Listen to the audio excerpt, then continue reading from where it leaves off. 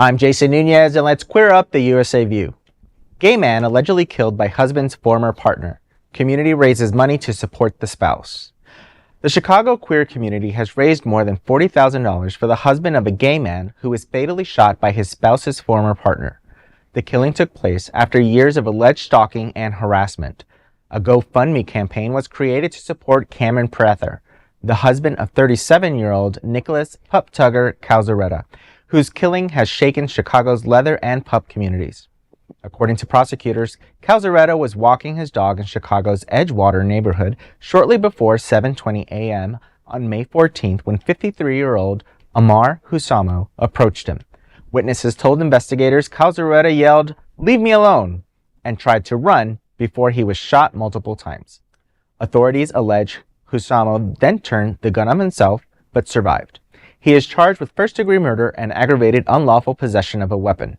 Court records cited by the Chicago Sun-Times show Calzaretta sought a protective order against Husamo in 2023 during divorce proceedings. The filings accused Husamo of repeated harassment through social media, dating apps, and Calzaretta's workplace. Calzaretta was widely known as Pup Tugger and was a founding member of the group Windy City Pups and Handlers. You know, it's crazy when our community is killing our own, but also relationships, heterosexual, homosexual, like relationships period, you never know. You never know how one is going to end. You know, what was it that triggered Husamo? I mean, nobody cares. Like, why would you go out and kill somebody? But what triggered him? Is it the jealousy? Is it infighting in our community? Like, you can't have me, you can't have anybody. But then again, heterosexual couples do that too. Yeah. So this is super sad. I'm super excited and proud of our community. They came together and they're like, hey, this is one of our own, because we know the current climate of the judicial system, our current government is not going to support him as a spouse.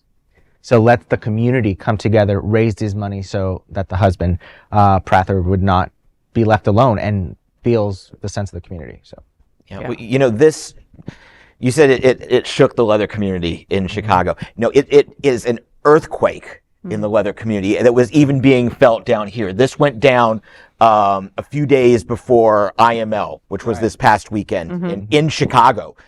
So like it was already the epicenter of the leather community. People here knew him. People here knew Pup Tugger. Yeah. People here loved him. Yeah. And this is going to reverberate far beyond just the police blotter. Apparently, the suspect had been harassing his ex for a very long time, but was still supported by a particular bar in Chicago, one of the largest leather bars in Chicago. In fact, he was a den daddy for a major pageant within the last couple of years. People are so upset. I'm told it is a legendary legacy leather bar in Chicago, and it could close because the leather community is saying you fed into this. So they are coming together and they are standing up for their own, even against their own when they haven't really supported the community. So this story breaks my heart because, like I said, I've talked to people who knew him and they're just heartbroken. Yeah, and I saw a lot of people posting down here. Like you said, he was loved and known here. That leather community is super tight, you know?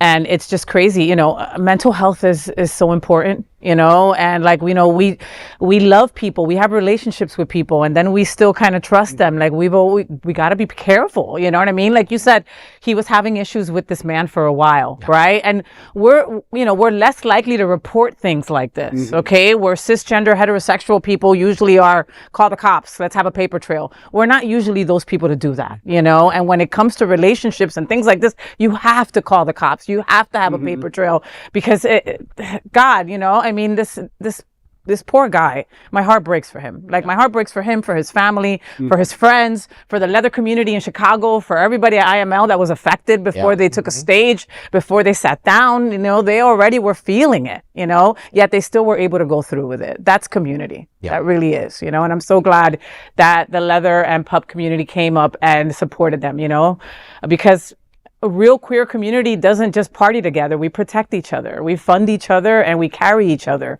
through grief just like this. So there is no other queer nonprofit media platform like this in the entire world. Support our LGBTQ stories by sharing them and subscribing to Queer News Tonight.